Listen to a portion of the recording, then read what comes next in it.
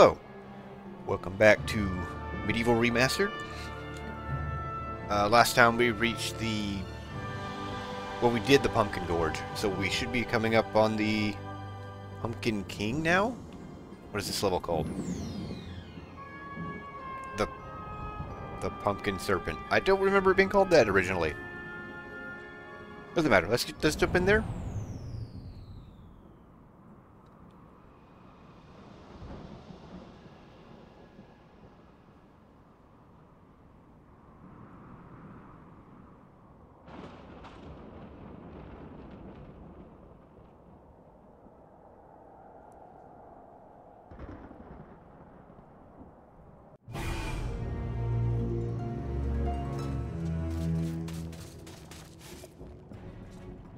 The King Pumpkin sleeps. If you want an audience with this regal plant, you should mash all of his pod sacks. Okay. Oh, I don't actually have to smash them.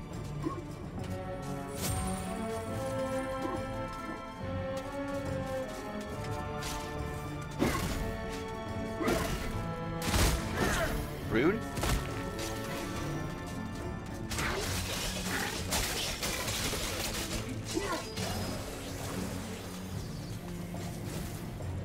Okay.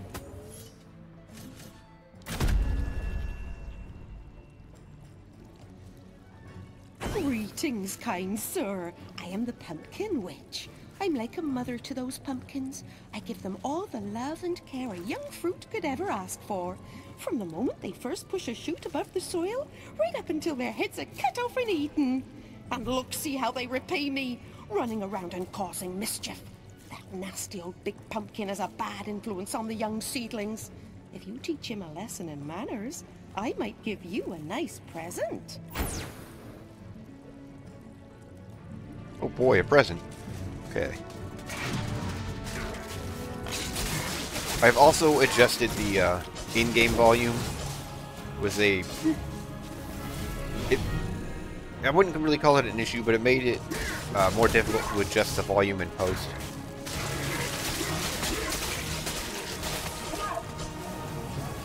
I left the voices up there. That's the important part, right?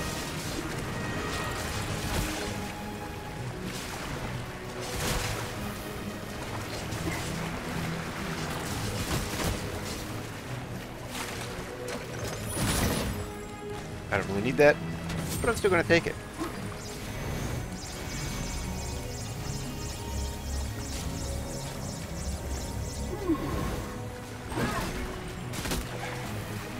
I don't know how that didn't hit that, but okay.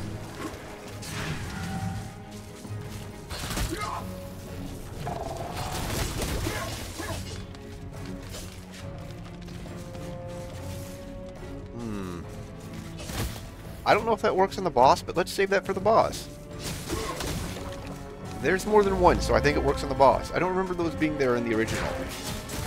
I do remember in the original this boss is really rough.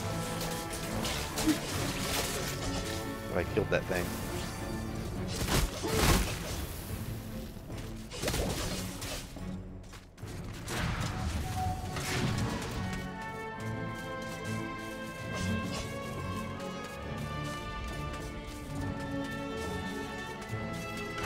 Missing a pod. Oh, right there.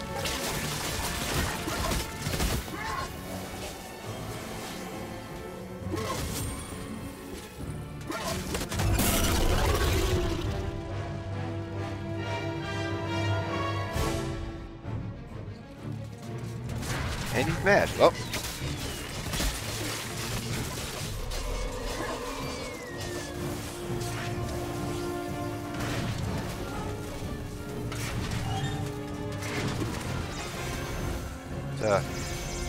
Pop ourselves off.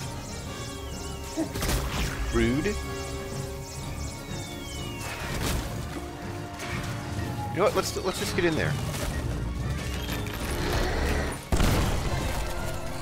Did that even hurt him? Nope. Okay, cool.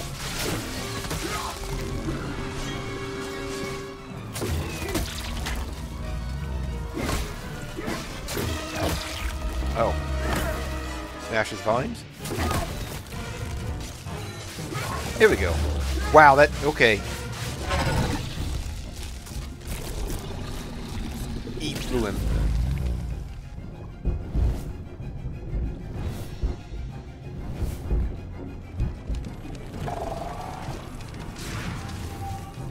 And now he is healing himself, I think. Yes, we can see it at the bottom.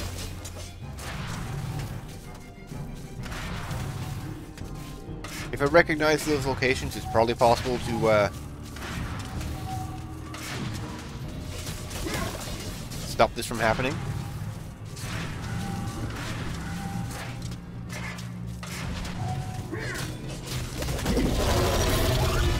Apparently I missed a book. Okay, we'll read that after this. Or right now. It is rumored that the Pumpkin Witch is in possession of a much sought-after dragon gem. If you have a witch talisman, you could summon this kindly witch. Alright, we've already done that.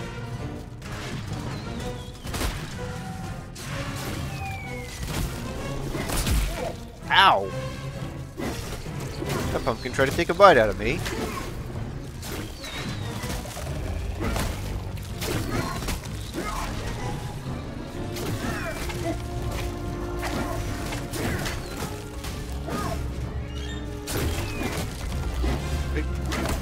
Thank you.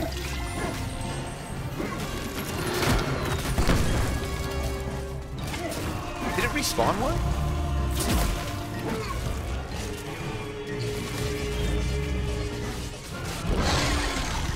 Yeah, I think this fight is a little more involved than the original was, but it's not really. Actually,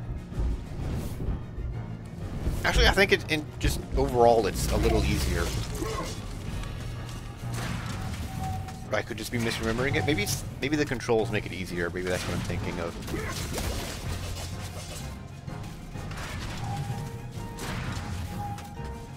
It is definitely by a wide margin a better fight than the one in Resurrection.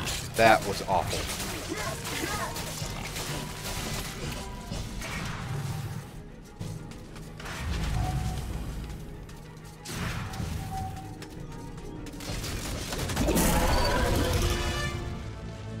He is not looking too good.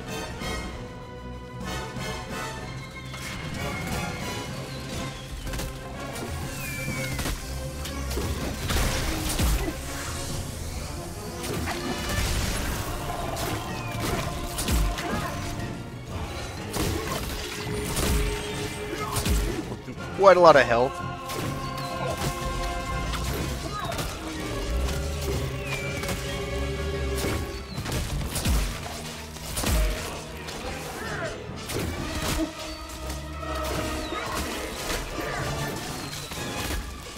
I think with the vine mechanic, this is probably about as bad as it was in the original.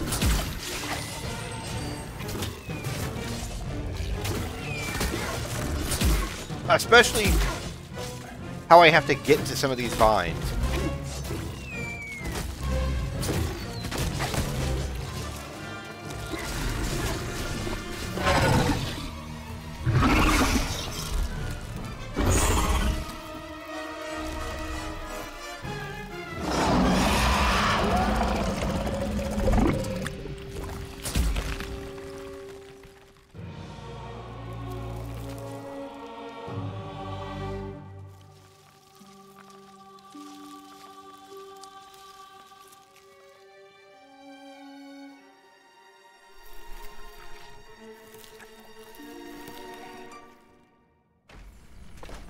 Okay, well, he hurt, but now he's dead.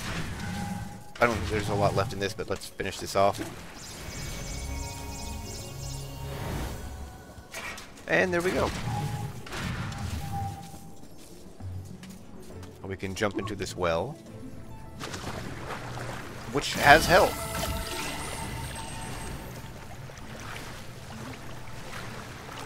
And an invisible wall. Okay. I think there's a reason to actually... I'm not going to do that. Yeah, it's really not worth recharging the magic sword. Not magic sword, broadsword.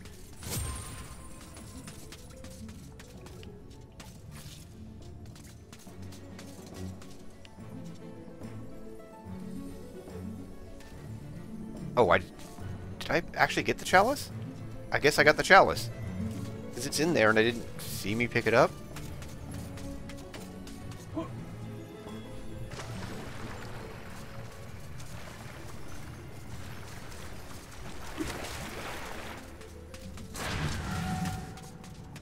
I think it was when I was picking up the health.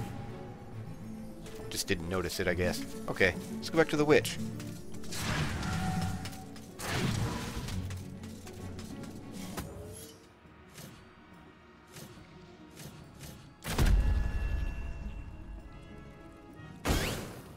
A most edifying spectacle, sir. Man and vegetable in a magnificent duel to the death.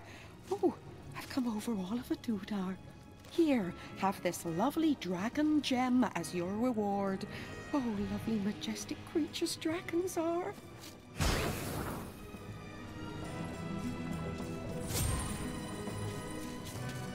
Okay, we definitely need that.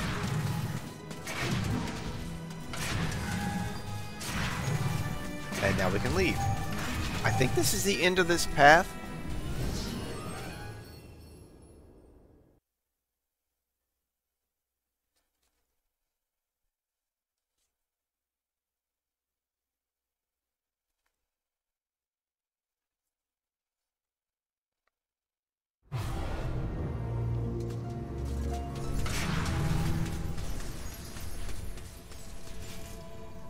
Statue's still looking a little transparent.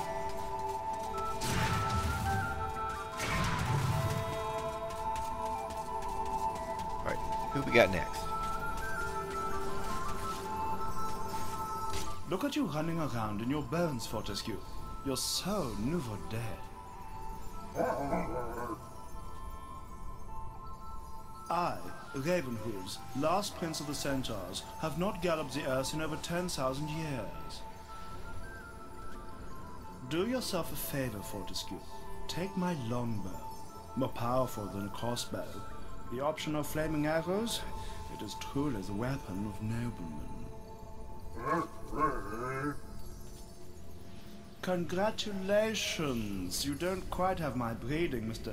Johnny-come-lately. But there's hope for you yet.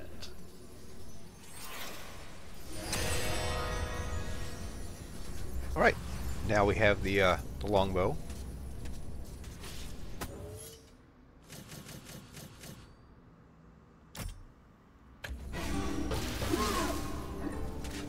Can I jump off? I can jump off.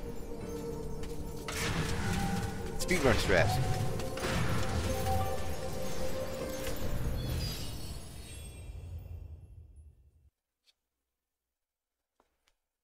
And despite being a regular bow, we can rapid fire that. I don't think it's too much slower than the crossbow either. Okay, yep, that is the end of that path. All right.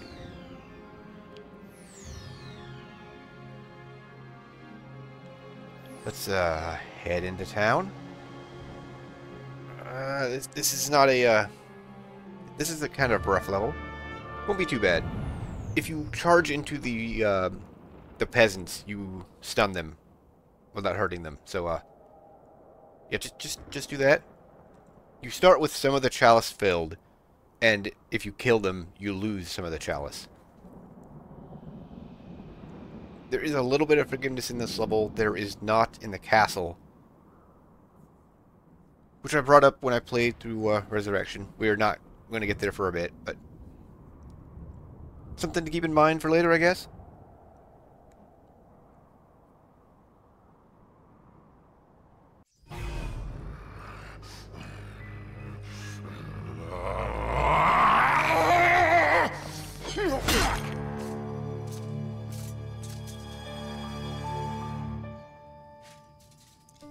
I do not know why my sword was glowing there. Poor villagers. The master possesses them. It mustn't hurt them. Hurt guards, though. They seek out an object of great power.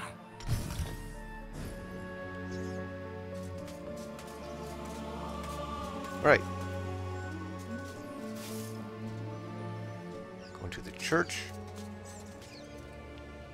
which has health. A crucifix once stood here, but the mayor took it. Find a replacement and see how the church should really look. I think there's another health fountain somewhere in this level. We might need it when the guards show up.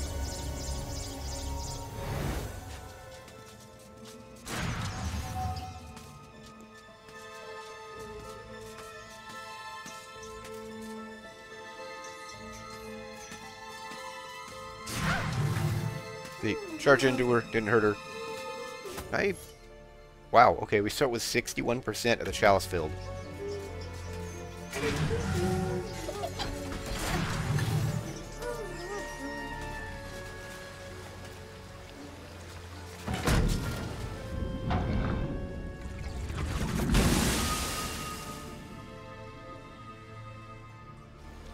Okay, that looks important.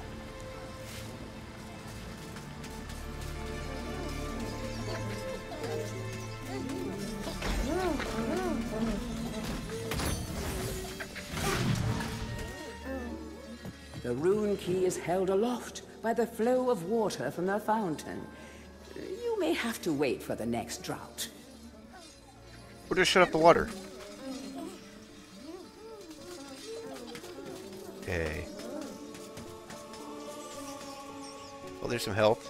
Don't need that right now.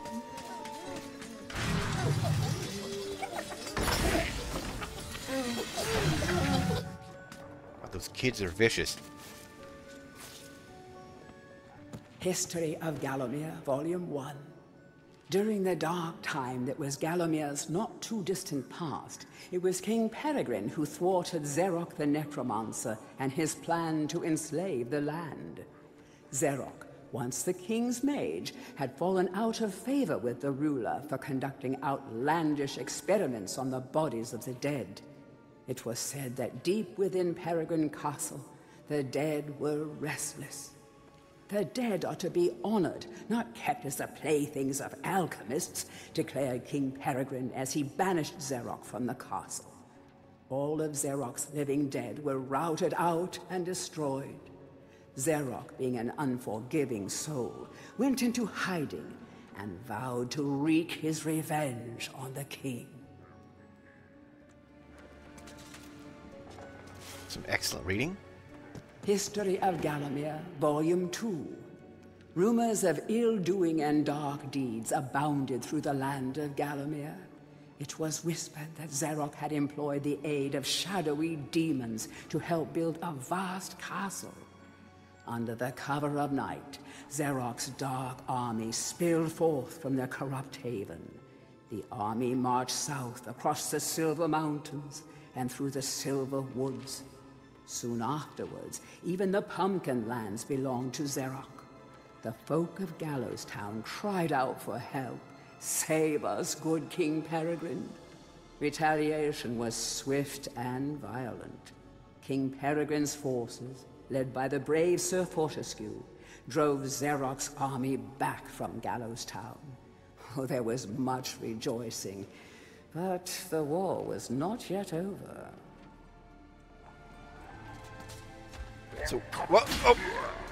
Dude, come out of nowhere. So we're getting the history as people have been told. History of Gallowmere, Volume 3. News that Zarok's army had now taken the Floodlands caused much concern. From this vantage point, Zarok could march west to take the Enchanted Forest.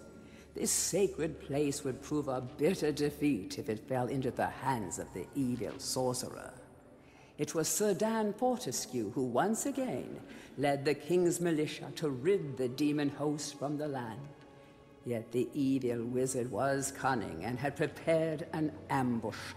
Titanic battle ensued, of which history has never seen the like. It is said that the day would have gone to Zarok, but for the skill and valor of one man. Fortesque led the charge deep into the massed ranks of the undead, felling Zarok's bodyguard, the fearful Lord Kodok, and before finally succumbing to his own mortal wounds, slew the traitorous sorcerer with a mighty sweep of his sword.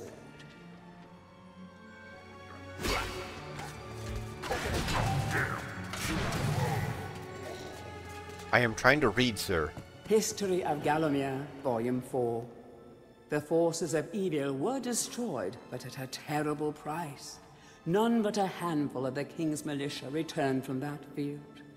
Gallowmere lost a whole generation of young men that day, including Canny Tim, the legendary crossbowman, and Fortescue's second-in-command, who fell in the first volley of arrows. Zarok's body was never found, though if it lies unmourned in an unmarked grave, then no one in Gallowmere would shed a tear. The shadow demons that had fallen under Zarok's banner were unnatural creatures that did not belong in the world of mortal men. The king declared that they be banished, entombed under the pure earth of the enchanted earth. Imprisoned within an impregnable box of the king's design, the demons were buried deep underground. Their tomb was sealed with a magical device that has since come to be known as the Shadow Artifact. Tourist's Guide to Gallowmere, Part 1. The land of Gallowmere is a wondrous land of breathtaking sights and adventure. If it's beauty you are looking for, be sure to check out the sights of the Enchanted Forest. Scale the heights and see the nests of giant dragon birds. Seek out weird and wonderful plant life. Go ooh and ah at the sight of baby dragon toads splashing about in the crystal clear ponds. Why not take a walk through the Pumpkin Valley? Pumpkin is Gallowmere's favorite dish, and about now the valley is just bulging under the weight of young podlings awaiting harvest. We are aware of how that goes. Do not visit the pumpkin fields. Dan, read the book. Why is my secondary weapon the bow? Tourist Guide to Gallowmere, Part 2. If it's mystery you're looking for, then the seasoned adventurer should travel to the ruins of King Peregrine's castle. Yes, this is the fortress from which the fabled King Peregrine once hailed. It is said that the king's crown was lost in the dungeons below the castle, and that the ghost of the regent himself now haunts these cold stone passageways.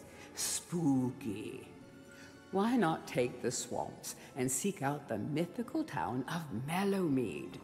This place was once said to be a place of fantastical arcane alchemy, but an age has passed since it was consumed by the murky swamps. Perhaps great treasure awaits any adventurer that can locate its watery resting place. Yeah, that's not going to be fun. I don't particularly like that place. Heroes from History, a retrospective. Chapter 1. In addition to being the strongest man who ever lived, Stanier Ironhewer was unsurpassed in his skill as a blacksmith. He was equally happy pounding on his anvil at home as he was pounding on someone's head in battle. It was said that his only fear was the end of the village smithy as the focus of manufacture, in favor of more centralized units. As if.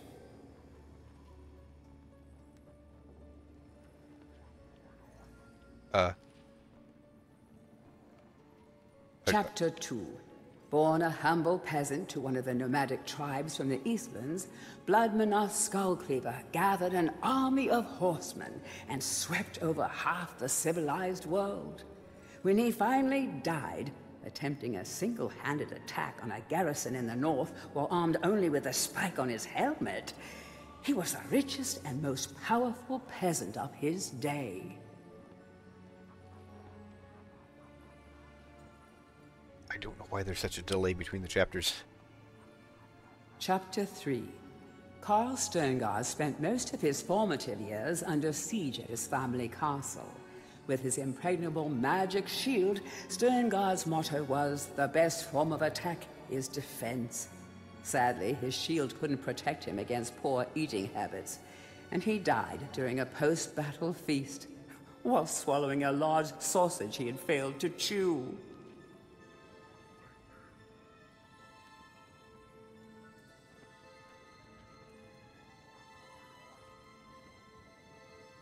Chapter 4. Truly the hero's hero. Woden the Mighty was fearless, single-minded, and uncompromising. Unbeaten in combat, he inspired raw fear in friends and enemies alike, not to mention in close family members and pets. Chapter 5. Trained from birth in all forms of combat, Imanzi Shongama was the warrior queen of a tribe of Amazons. The bold and the beautiful Shongama banished all males from her territory, except the handful she kept on to mow the lawns of her people. A long book with a lot of... Chapter 6. A full-time mother and homemaker, Megwin Stormbinder had to defend her settlement from barbarian raiders while the menfolk were away on a hunting trip.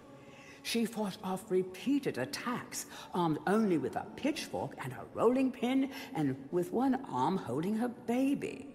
Legend has it that the gods, impressed by her indomitable courage, intervened and added thunderbolts to her arsenal. She won the battle with a couple of bolts to spare on her husband when he finally returned.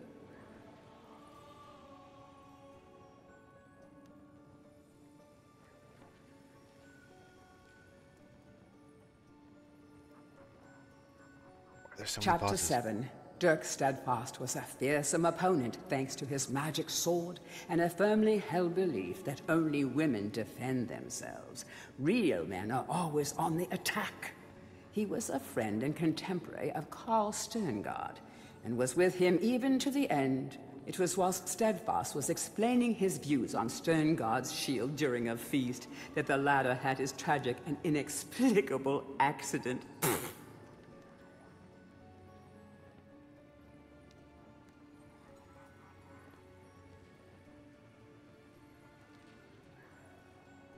Chapter 8.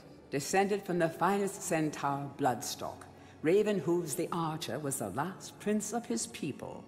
A proud and haughty aristocrat, he was an accomplished hunter, sportsman, duelist, playboy, raconteur, and 3 times Derby winner.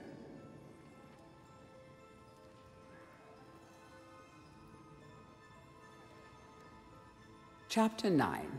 Captain of the militia in the time of King Peregrine, Sir Daniel Fortesque found fame when he killed the renegade wizard Zarok.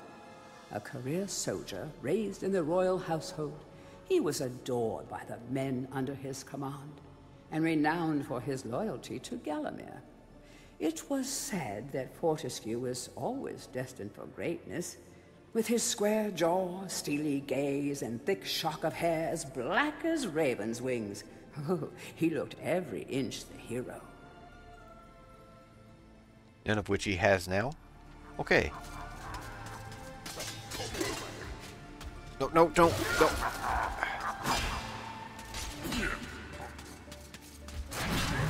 Trying to use the hammer on this, but instead, Dan would rather read. To whom it may concern, I must make haste, for Zarok's men will be here within the hour. I have taken the crucifix from the church. It is the key to a key. I used the cross to make the attached cast. Then I had it destroyed. It is my hope that this cast falls into the hands of a just and good hero. Signed, the town mayor. And it has. Alright.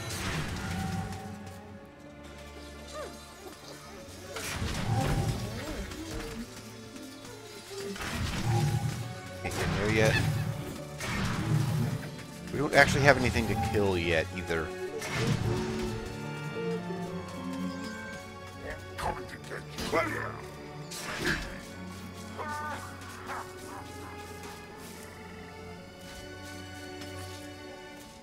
I am missing something?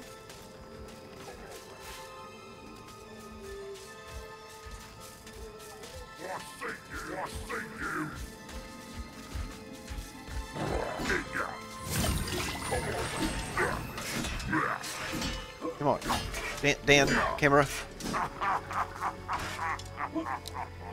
That was weird. I'm missing a switch or something somewhere.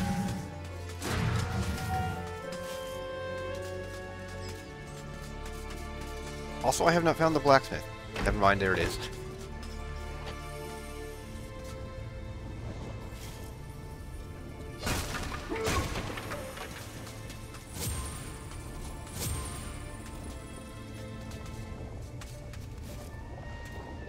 Blacksmith's Monthly. Old man Willie Green of Gallowstown was awarded Smithy of the Season by our readers. His outstanding casts have produced many intricate and hard-wearing iron goods and sculptures. Willie only uses the finest of metals in his work, and is particularly noted for his magnificent busts. Old man Willie was quoted as saying, "Aye, when I get pumping on me bellows, there's no stopping me. It's all in the rhythm, up and down, up and down. I've always been inspired by the stories of Stanya Ironhewer, the greatest smithy that ever was." I like this narrator, putting a lot of effort into these readings. I'm actually going to save that shield. Okay, I know that there's another building I'm missing.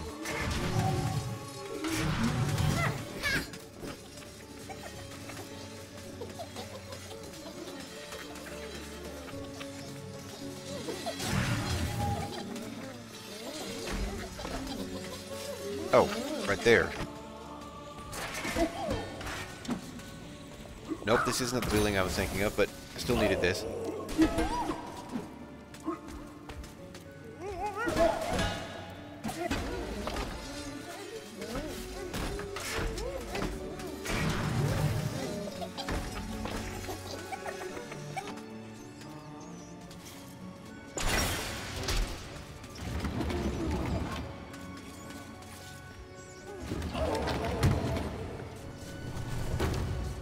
Ignore me.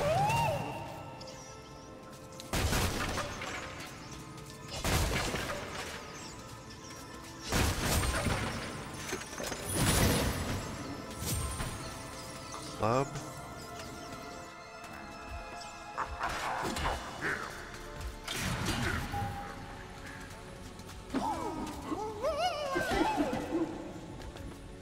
Bust of Mr. Shanks, landlord of the Troll's Head. To clean the statue, lower the pedestal. Of course. Okay. Just concerned there for a second. I actually hit that townsperson, but didn't kill him.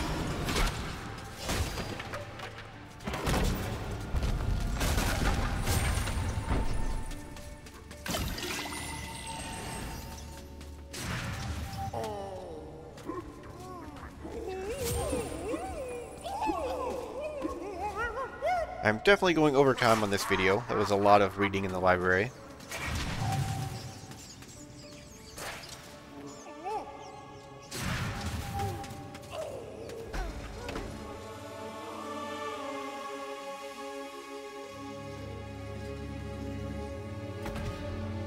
Okay, and now the townspeople should be gone. Hurry, comrades, tear this place apart. If we don't find the shadow artifact, Lord Zarok will have us mocking out the demons for the next millennium.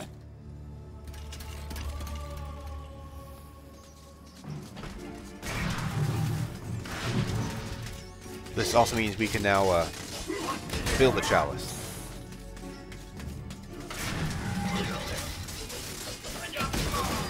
Ow.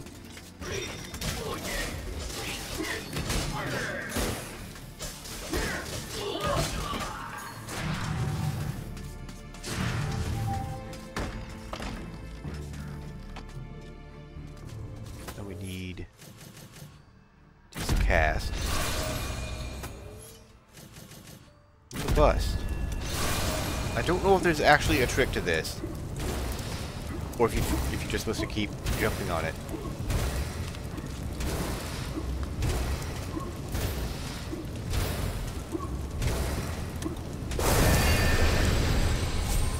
I do not think that there's a trick to it.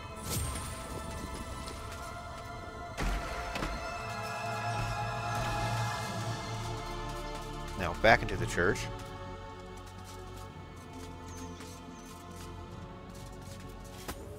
We'll use a crucifix.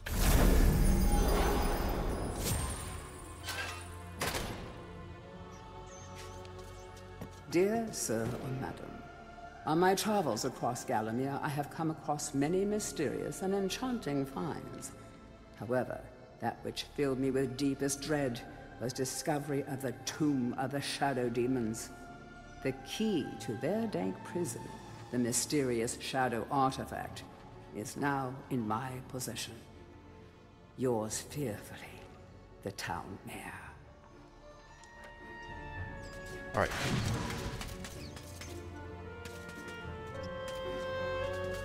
So that indicates what we are after.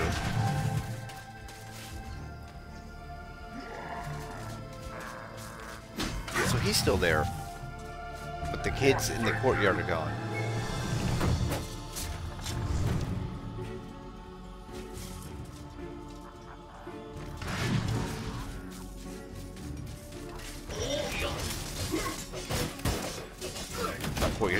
The whole town. The kids in the entire town are gone. Huh, I thought that just opened being back here. Whatever.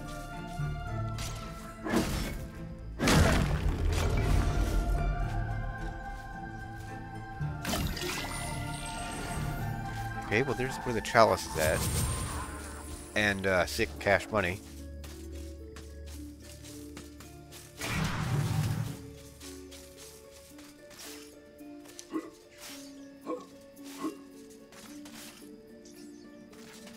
I don't think we can get into these other buildings. They're just stepping stones for the rest of the house. Or the actual house, whatever.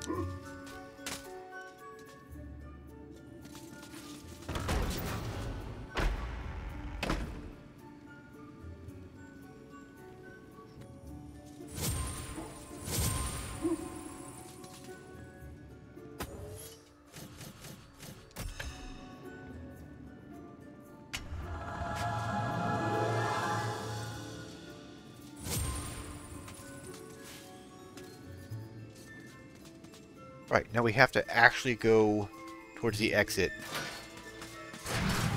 and kill those enemies before we can get the chalice.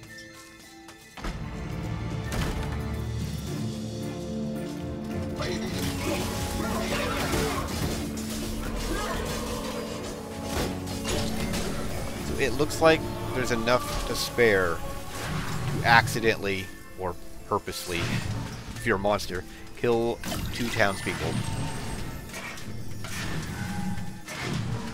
Assuming they are also worth 5. They may not be.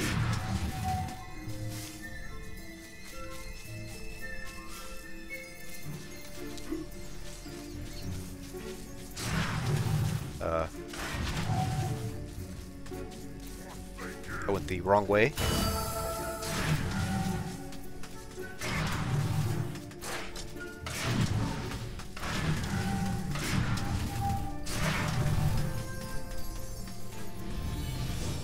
Alright, not too bad. Definitely well over time on this part, but I did not want to stop in the middle of a level. I know I did when I played through Resurrection, but I don't know. Just didn't want to stop in the middle of a level. Back and forth like a supernatural yo-yo. Maybe the master will make it harder to find those magic egg cups.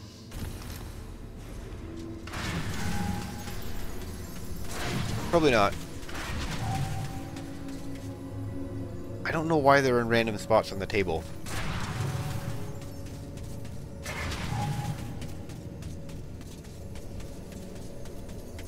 Oh, we are getting the magic shield already. Ah, Herr Fortesque. You are back on the battlefield, yeah? This is good. People say to me, Sturngard, what do you think of this sword or that axe? But I say to them, nein! Modern warfare is a question of science, the science of shields. I think maybe you should take my shield, yeah? It is magic, Herr Fortesque. Some say it is better to have a magic sword than a magic shield, but I say to use it, this is rubbish! So long as you use it properly, the shield will make you invincible!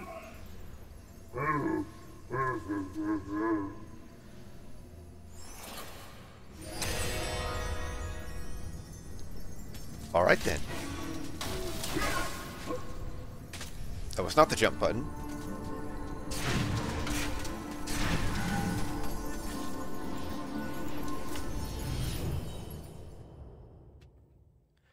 One very confusing thing in Resurrection is that you can recharge all of your shields, or repair, or whatever. That makes no sense. The entire point of the magic shield is that it can be recharged. If the copper or silver one breaks, it's gone. I don't know. There's a lot of weird decisions in that remake. Anyways, that's gonna be it for this part. We will do the Asylum grounds and probably the Asylum next time. But yeah, that's it for this part. I hope you enjoyed it. I hope you stick around for more, and thanks for watching.